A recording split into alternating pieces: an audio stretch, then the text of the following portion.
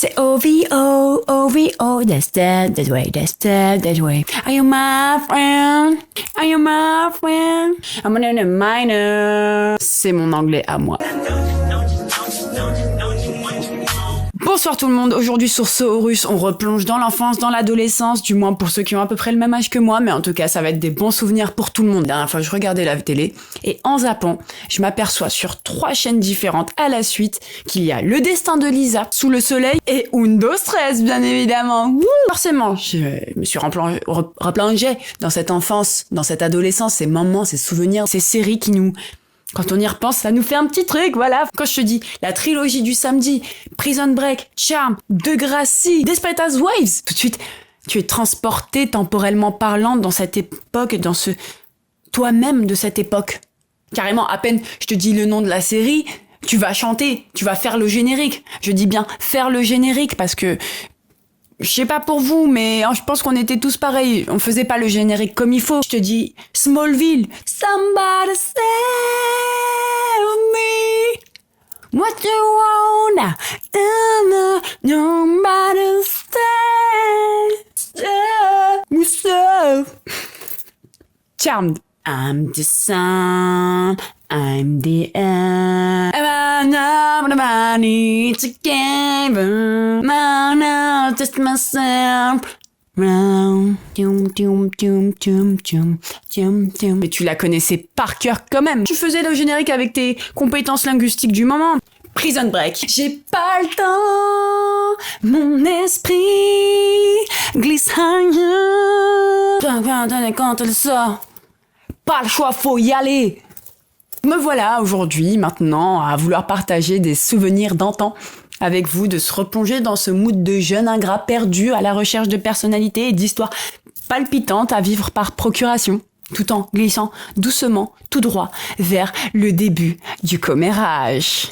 Undo Stress du coup, voilà. En termes de commérage, on est plutôt pas mal, on aimait bien les histoires de Undo Stress. C'était pareil, hein, niveau générique. 1, 2, 3, 4. 1, 2, 3.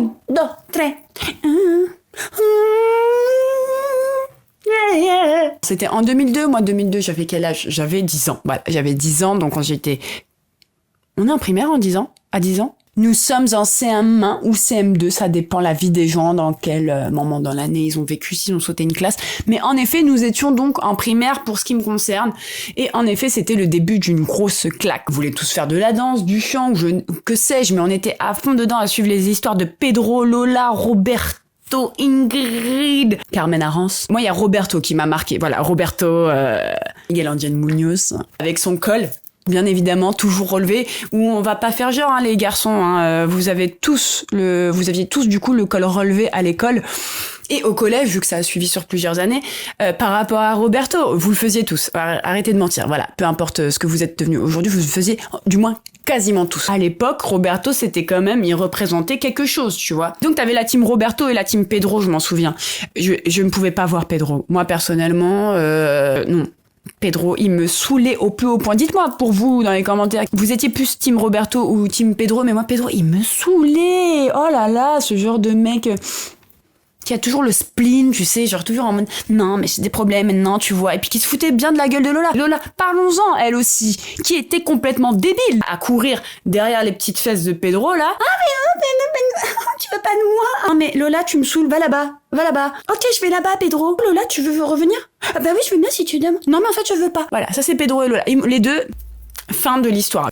Ingrid. Je voulais faire mon mea culpa vis-à-vis du personnage d'Ingrid parce que lorsque j'étais du coup petite, enfant, adolescente, ignorante de beaucoup de choses de la vie, et bah je l'aimais pas, elle me saoulait, je trouvais ça bizarre. Après sa relation avec Juan et tout, le prof de musique, vous vous souvenez, c'était un peu chelou, tu vois, mais forcément avec un âge d'enfant, on voit pas ça du bon œil. Mais vu que jusqu'à aujourd'hui 2024, il n'arrête pas de repasser la série que je regarde systématiquement bien évidemment, hein, ça a beau faire 15 fois, dès que je tombe dessus, je regarde quand même. Je me suis rendu compte qu'en fait, Ingrid... Mskina, quoi. Elle était tranquille dans son coin, elle fait sa vie et tout le monde cherche à l'emmerder, je sais pas pourquoi. C'est vrai qu'il y avait un acharnement sur cette personne, il la faisait passer un peu pour la de l'histoire. Alors qu'en vrai, je trouve pas, non. Finalement, c'était un peu celle qui était un peu plus mature, je trouve.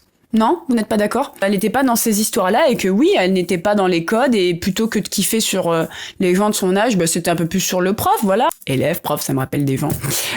des gens. Passons, on peut pas ne pas parler de Charmed, les gars. Prue, Piper, Phoebe, Paige. Prue, Piper, Phoebe et Peg. 1998, Charmed, ça nous a bouleversé notre vie. Les sœurs Halliwell, le pouvoir des trois.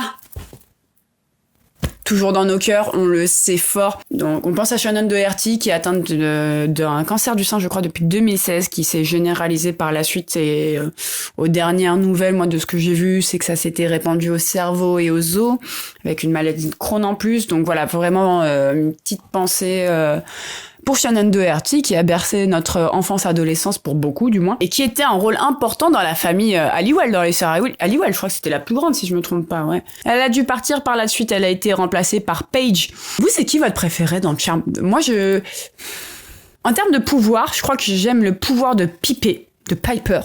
Ouais, le fait d'arrêter le temps, de contrôler le temps, enfin je sais pas, genre je trouve ça ouf parce que, bon, pour rappel, Prue, elle avait la télékinésie, Piper, elle contrôlait le temps, Phoebe, c'était les prémonitions, et Paige, du coup, c'était un être de lumière qui pouvait apparaître et disparaître, enfin se téléporter finalement, et puis après ça fait d'autres compétences propres aux êtres de lumière, j'ai pas la fiche métier. Du coup, dans les pouvoirs, je préférais celui de Piper quand même, stylé, genre en mode, top!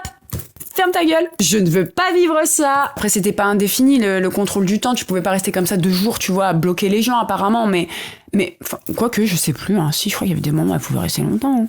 Comment elle se débloquait? Mais en termes de personnalité, d'ambiance, franchement, j'aimais bien le côté un peu what the fuck de Paige, tu vois, le côté un peu roue libre qui fait ce qu'elle veut, finalement elle est être de lumière, tu vois, elle se prend pas au sérieux, donc ouais, Paige, j'aimais bien ça. Et Phoebe, donc Alyssa Milano, de notre belle famille, évidemment. Step by step,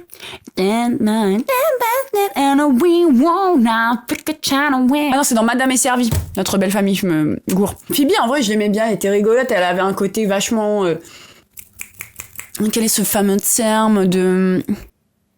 sarcasme. J'aimais beaucoup son sarcasme. Après, elle avait l'histoire avec Cole, là, qui était hyper compliquée, mais on aimait bien cette histoire. Sorcière, démon, amour interdit, le démon qui est prêt à revenir dans le droit chemin pour la sorcière, etc.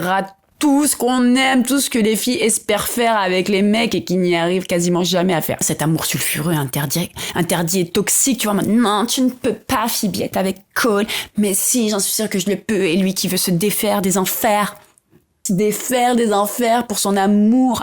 Ça nous coupait du monde, ça nous mettait dans un univers. C'était les prémices d'Harry Potter aussi, hein. Je pense que les personnes qui aimaient Charmed aiment forcément Harry Potter, non? Vous n'êtes pas d'accord? Je pense qu'on a été touché par ça et ensuite c'était la suite logique des choses, à mon avis. Vous vous souvenez des 4400 par exemple? Je trouve qu'on n'en parle pas assez, personne n'en parle. Alors que moi ça m'a juste marqué que la série était là. Après je pourrais pas vous raconter les épisodes, mais c'était des 4400 personnes qui avaient disparu depuis, pour certaines depuis plus de des dizaines d'années, qui réapparaissent comme ça, au milieu de nulle part à Seattle, et pas vraiment de souvenirs. On s'aperçoit que certaines ont des pouvoirs de paranormal. Putain, il y a un truc un peu comme ça, je crois. Putain, c'est quoi la série de maintenant, là, qui est un peu dans le même genre, là, avec l'avion, là? C'est pas Lost non plus, mais... Alors, Lost... parlons de Lost 2 secondes. Moi, Lost, j'ai pas kiffé. Voilà, je veux pas me faire embrouiller par tout le monde, mais j'ai essayé, hein, franchement, mais j'ai pas kiffé, j'ai pas accroché, j'ai jamais accroché au fil des années, dans toute mon enfance. Il y avait grave les fans de Lost, mais vraiment, genre... les vrais fans de Lost, hein. Mais je vous jure, j'ai pas accroché, donc je suis vraiment... pardon. Mais Lost... Mais comment s'appelle J'avais ma prof d'histoire, elle disait ça tout le temps. Comment s'appelle série Avion disparu. Non, ça c'est la vraie vie. Ce n'est pas une série. Putain, ça s'appelle comment la série? Elle s'appelle Avion. Manifeste. Ça me fait penser un peu à ça, mais voilà, là il n'y avait pas d'avion, c'était eux tout seuls. X-Files avec Scully et Mulder. You know, Scully, Mulder, c'était nos gars sûrs. C'était un peu comme Olivia Stabler dans New York Unité Spéciale, mais version paranormale, extraterrestre et tout. J'aimais trop cette série, elle me faisait flipper. Le générique me faisait flipper. Et il y avait aussi dans un même délire Au-delà du réel, où le générique me faisait encore plus flipper. Il y avait une histoire de main, là, comme ça, ou je sais pas. Mais toujours des histoires d'extraterrestres, paranormales, très chelou, très chelou. Dans le même mood, d'ailleurs, vous aviez Supernatural, les gars. Supernatural qui, aujourd'hui, est revenu à la mode, comme si les gens le découvraient, mais ça date. Attendez, je vais regarder d'ailleurs, ça date de quand, Supernatural? 2005, les gars. Genre, il y en a beaucoup qui redécouvrent aujourd'hui. Mais c'est bien, ça montre que c'est intemporel et tout. Les gens s'intéressent quand même aux anciennes séries. Peut-être que les gens sont de plus en plus dans tout ce qui est spiritualité, énergie, un peu des histoires, on sait pas si c'est vrai, pas vrai, tu vois. Donc peut-être que ça joue. Oui, c'est peut-être ça. Dean et Sam Winchester. Vous aviez le caméléon, Sentinelle, le clown. Vous vous souvenez de tout ça? Les contes de la crypte. Les contes de la crypte. Alors ça, j'étais vachement jeune quand même, mais je m'en souviens un petit peu parce qu'après, ça passait aussi sur France 2. KD2A. Pareil, c'était des histoires un peu comme Fais-moi peur et ça faisait peur. Avec le squelette, là, vieux, on aurait dit une sorte de Monsieur Burns vraiment en squelette et en momie. Ah ouais, mais des bons souvenirs, putain, il y avait des bêtes de séries en vrai. Et finalement, M6, il prenait beaucoup dans les séries comme ça qui ont marqué notre enfance, je trouve. Avec France 2 et la Une un petit peu. Du coup, France 2, par exemple, avec KD2A, Sister, La guerre des Stevens... Sabrina apprentie sorcière, évidemment. Sorcière de Salem. Sister, I'm on a sister. And what you gonna do? I'm on a man's gonna do. Sister. C'était un petit clin d'œil à la vidéo précédente avec Tia et Tamara. D'ailleurs, dans La guerre des Stevens, c'était le premier rôle, je crois, j'avais vu ça de Shia LaBeouf, Shia LaBeouf, Shia LaBeouf. Ce monsieur, dont vous savez de qui je veux parler, qui était tout jeune à l'intérieur, et je kiffais cette série, toujours des histoires, toujours des trucs de teenager, bien évidemment, donc rien de fifou dans les choses, mais je sais pas pourquoi, il y avait des bêtes de séries de teenagers à l'époque, alors qu'aujourd'hui, je trouve que ça tourne vachement sur les mêmes sujets. Les sujets toxiques, les sujets de sexe, les sujets comme des teenagers qui se comportent trop comme des adultes. Je sais pas. Après, c'est peut-être mon point de vue maintenant d'adulte, mais j'ai l'impression que ça ressemble vraiment pas du tout à ce qu'on regardait nous à l'époque, même s'il y avait des histoires, on disait genre toi t'as 15 ans, mais c'est ça, ouais. Certes, des histoires un peu comme les adultes, il y avait vachement, je trouve, quand même ce côté teenager, ce qui est moins le cas aujourd'hui. Voilà. Je trouve que les sujets qui traitent dans les trucs teenagers aujourd'hui, ça fait peur un peu, quoi. Après, c'est réel. Voilà. Donc ce n'est pas une critique, c'est un constat. Et avec Xena la guerrière. Si je vais pas le faire trop fort. J'étais tellement fan là avec son binôme là, on savait pas trop ce qu'elles étaient entre elles deux là, son binôme là, la blonde, pas quoi, son assistante, son écuyère là, la blonde, vous vous souvenez? À un moment donné, elles étaient un peu, t'inquiète, il y avait une scène dans le jacuzzi et tout, je m'en souviens. Tout est exagéré avec des effets spéciaux, pas si spéciaux que ça, enfin quand même pour l'époque. C'est so là quand Après, cette même actrice de Xena a joué après dans Spartacus, pardon, j'ai dit Gladiateur, pas du tout, dans Spartacus. Donc finalement un univers à peu près similaire, mais toujours aussi belle, je trouve, voilà. Vous vous souvenez des Savage, la famille Savage, là, avec les 5 garçons, je crois que c'était quasiment que des blonds, quoi, ils foutaient le sbeul partout. Il y en a un d'eux, je sais que je l'ai vu jouer dans un épisode des Experts, où il jouait le fils de Horatio Kane. Vous voyez? Bah, le papa, lui, là, le papa dans les Savage, et ben en fait, c'est aussi celui qui joue l'homme invisible. Voilà, c'est tout. C'est juste celui qui jouait dans L'homme invisible. Voilà, où on voyait l'effet spécial d'invisibilité, là, où ça faisait une matière chelou pour qu'il disparaisse, mais on le voyait quand même en... Et encore, on n'a pas parlé de plein de choses, que ce soit Prison Break, Kyle XY, Smallville. On peut pas parler de tout, c'est abusé. Mais oui, Kyle XY m'a marqué parce qu'il avait pas de nombril, le gars. Bah ouais, parce qu'il avait pas d'origine, il était pas engendré ou je sais pas quoi, donc il a pas de cordon ombilical. Ah, une dédicace pour beaucoup de darons. Un tonnerre d'applaudissements à Alerte Cobra, voilà. Avec Sam et son pote, là. C'était la série allemande un peu Fast and Furious, mais tous les jours, tu vois ce que je veux dire? À chaque fois que je regardais cette série, bon déjà je la regardais avec la daronne parce que j'avais pas le choix, mais à chaque fois que je regardais cette série, je me disais, mais le nombre de bagnoles qui explosent quand même dans cette série, quel est le budget? Parce que c'est pas un film où genre tu fais tout d'un coup, c'est genre une série avec plein de saisons où à chaque épisode des bagnoles se font exploser et des bagnoles de fous furieux, genre vraiment, en plus c'est des Allemandes donc t'imagines bien le truc. Donc voilà, c'est une dédicace à Alerte Cobra, voilà cette série allemande, une des rares séries allemandes à être connue je pense, enfin... Voilà, dites-moi, mais moi je connais que celle-ci. Dites-moi dans les commentaires si votre daronne aussi regardez ça, ou si vous-même vous regardiez ça, ou si vous-même vous étiez fan, ou si vous-même finalement vous avez été forcé à regarder, et finalement vous avez aimé de force. Voilà. Vous aviez aussi Heroes, évidemment dans les séries à l'époque, avec Hiro Nakamura. Si j'avais su le pouvoir de Hiro Nakamura, c'était soprano. Vous vous souvenez de Dark Angel avec le code barre là dans la nuque, ou même ça a lancé la mode des tatouages code barre dans la nuque? Attention, il y a aussi Agent 47 de Hitman. Ne pas confondre dans le tatouage code barre, mais c'est vrai que ça a lancé une sacrée mode avec Jessica Alba, je m'en souviens. Dark Angel, c'était des petits jeunes en laboratoire qui étaient conçus pour être des enfants soldats ou je sais pas quoi. Il y en a qui se sont enfuis, dont Jessica Alba, et du coup, ouais, ils étaient identifiés par un code barre. En fait, finalement, comme dans Hitman avec l'agent 47, voilà, c'est du copier-coller qui a copié qui. Et je crois qu'en même temps, il était diffusé Alias à l'époque de Dark Angel. Alias avec Jennifer Garner. C'était un truc d'espion, de double espionnage dans un camp dans l'autre. Elle pensait être dans ce camp-là, mais en fait, à la fin, elle découvre qu'elle bosse pour les ennemis, tu vois, mais sans s'en rendre compte. Donc, gros délire après, voilà, elle fait tout un truc. Après, je comprenais pas grand-chose. On peut parler 2 secondes de Degrassi. Drake, forcément, voilà, je tenais à dire que moi, Drake, je l'ai connu via Degrassi en tout premier lieu. Drake, quoi, donc il était debout, ensuite il était en fauteuil, et puis d'un coup il se lance dans le hip-hop apparemment, et du coup j'étais là en mode « Mais non, il fait du son maintenant, il fait de la musique, oh ben on va le suivre !» Et du coup j'ai commencé à suivre Drake à ce moment-là, et je l'aimais bien, dans son côté lover, etc. Non, franchement Drake on a aimé, voilà. Aujourd'hui, c'est une autre histoire, voilà, il est un peu déconne. Ça m'avait étonné déjà à l'époque qu'il bascule de Degrassi à la chanson, mais du coup c'est très rigolo de voir l'origine, tu vois, de tout ça Mais c'était une série trop bien, franchement, très cool, très teenager, très histoire à la con et bateau, mais on aimait bien. Franchement, il y avait de la miskina, du drama, du love, du pas love, du seum, de la trahison, un peu des trucs comme ça. Voilà. Là, j'ai dû vraiment chercher pour me souvenir du nom de la série, mais ça s'appelait Mutant X. Mutant X. Vous vous souvenez de Mutant X ? C'est ni plus ni moins que X-Men. Voilà, avec un professeur X dans l'histoire, mais version pas Marvel. Je me souviens quasiment de rien, mais le mec qui jouait le soi-disant professeur, je sais pas, il m'a marqué.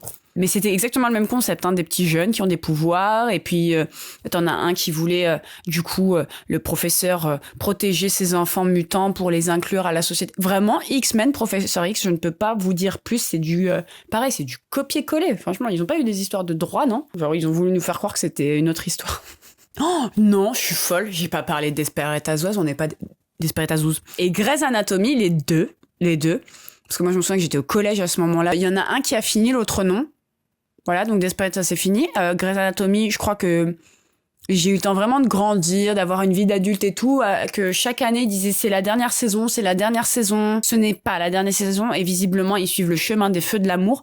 On parle pas des feux de l'amour parce que tout être vivant aujourd'hui a connu cette série, et des gens sont morts en n'ayant pas connu la fin de cette série. C'est vrai que Grey's Anatomy, alors moi j'ai arrêté de regarder à la saison 12 je crois, ou 11. En fait moi à partir du moment où, attention spoiler alerte, déjà à partir du moment où Christina Yang est partie, je vous cache pas que moi ça m'a flingué la vie. Voilà, genre c'était ma préf de préf. Sachant que déjà il y avait eu Sloane, il y avait eu Shepard, enfin... Non, en fait, non, ça devenait de plus en plus difficile pour moi de continuer ce long périple, cette longue aventure Grey's Anatomy.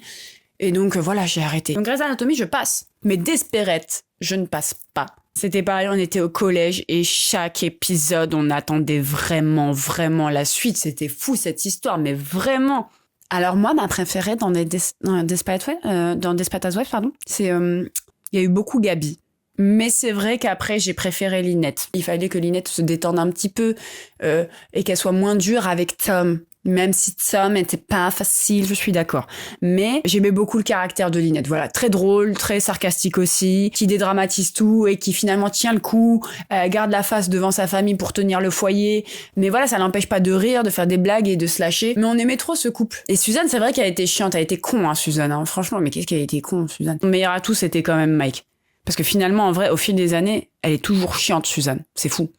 Et Brie Van de Camp, Brie, avouez, c'est juste sur la fin quand vous avez kiffé. Franchement, avec le kiss, ouais, se lâcher, ça y est, c'est bon, elle avait fini, il y avait les histoires du pharmacien et tout, nanana. C'est bon, fin, avec Hodge, pardon. La fin n'était pas foufou, la toute fin, mais honnêtement, je trouve que sinon, tout du long, la série était top. 4 femmes au centre de tout. À l'époque, c'est vrai que c'était pas, en tout cas, dans mes souvenirs, c'était assez nouveau d'avoir des femmes protagonistes comme ça, principales, et que des femmes, que ce soit les hommes et les secondaires. Donc, je pense que ça aussi, ça a joué sur le côté fraîcheur. On pouvait regarder ça plutôt en famille, dans l'ensemble, vraiment. Donc, c'est ça qui était chouette, c'était notre rendez-vous. Et à l'époque, souvent, la télé, c'était bien le mardi soir. On avait que 6 chaînes et c'était vraiment le mardi soir pour moi, dans mes souvenirs, que Desperate Housewives passait. Peut-être le mercredi. Donc ouais, 2004, 8 saisons. jusqu'en 2012. J'avais 12 ans quand elle a commencé et j'ai attendu mes 20 ans pour savoir comment ça se finit, qu'est-ce qu'elles vont devenir ces meufs, putain. On s'en lassera jamais de ces séries-là. Donc voilà les amis, j'espère que ça vous aura plu de repenser à toutes ces séries qui ont peut-être bercé votre enfance, votre adolescence, votre jeunesse du moins. D'autres qui sont plus jeunes et qui connaissent parce que du coup leurs grands frères, leurs grandes sœurs, regardez. C'était une époque où on était très concentrés sur la télé, c'était un des seuls médias qu'on avait, l'ordinateur c'était un peu les débuts, du moins pour les classes les plus moyennes ou les moins moyennes, voilà, on n'avait pas tous accès à un ordinateur tout de suite comme ça et à Internet, donc on n'avait pas le choix que de regarder ces séries-là qui nous proposaient sur la 1, la 2, la 6. C'est vrai que du coup, il y avait ce côté-là où finalement, on regardait quasiment tous la même chose en même temps et quand on se revoyait le lendemain ou le jour d'après, on pouvait discuter exactement des mêmes choses. Je trouve que c'était cool. Et encore, on n'a pas parlé de tous les dessins animés, c'est un autre sujet. D'autres diront que ça nous uniformise et que du coup, voilà, ça, aucune diversité ni rien, on pense tous pareil. Oui. Mais le fait est qu'au moins on avait les mêmes sujets de conversation et que quasiment personne n'était exclu de ces sujets de conversation, que ce soit à l'école ou dehors quand on parlait avec nos copains, on parlait tous de la même chose. Voilà. Parlez-moi en commentaire des séries qui vous ont marqué parce que forcément j'ai pas pu tout traiter, il y en a plein, même moi il y en a que j'ai forcément oublié et si tu me les dis comme ça je vais dire mais non c'est vrai mais oui. En tout cas, cliquez sur le pouce. Abonnez-vous, mettez un commentaire éventuellement si c'est pas trop demandé parce que je veux pas non plus vous faire de l'administratif, on veut pas déconner, on n'est pas là pour ça, mais quand même un petit soutien quelque part, voilà. Et puis je vous dis à bientôt pour une nouvelle vidéo. Quel sujet, laquelle? Je n'en ai aucune idée, on est en freestyle, on y va, I wanna get a fly, c'est tout, voilà. Allez, à bientôt, des bisous, en tout cas prenez soin de vous et à bientôt sur Cyrus.